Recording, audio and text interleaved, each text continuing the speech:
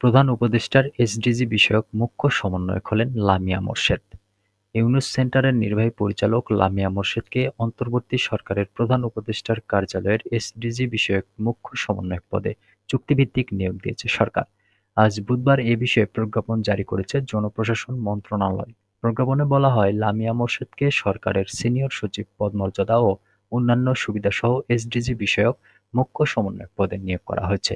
তার মেয়াদ হবে প্রধান উপদেষ্টার মেয়াদকাল অথবা তার সন্তুষ্টি সাপেক্ষে। এই নিয়োগের অন্যান্য শর্ত অনুমোদিত চুক্তিপত্র দিয়ে নির্ধারিত হবে।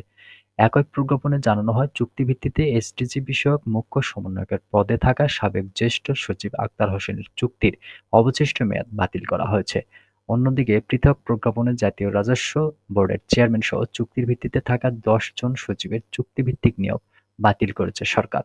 অন্তর্বর্তীকালীন সরকারের উপদেষ্টা পরিষদ গত রোববার ৮টি সিদ্ধান্ত নিয়েছে। এর মধ্যে বিভিন্ন পদে থাকা চুক্তিভিত্তিক সব নিয়োগ বাতিলের সিদ্ধান্তও আছে। এজন্য চুক্তিভিত্তিক নিয়োগ পাওয়া ব্যক্তিদের তালিকা তৈরি হচ্ছে। এর মধ্যে যেসব নিয়োগ নিয়ে বেশি বিতর্ক আছে সেগুলো অনতিবিলম্বে বাতিল করা হবে। আর পর্যায়ক্রমে সব চুক্তি বাতিল করা হবে বলে জানিয়েছে অন্তর্বর্তী সরকার।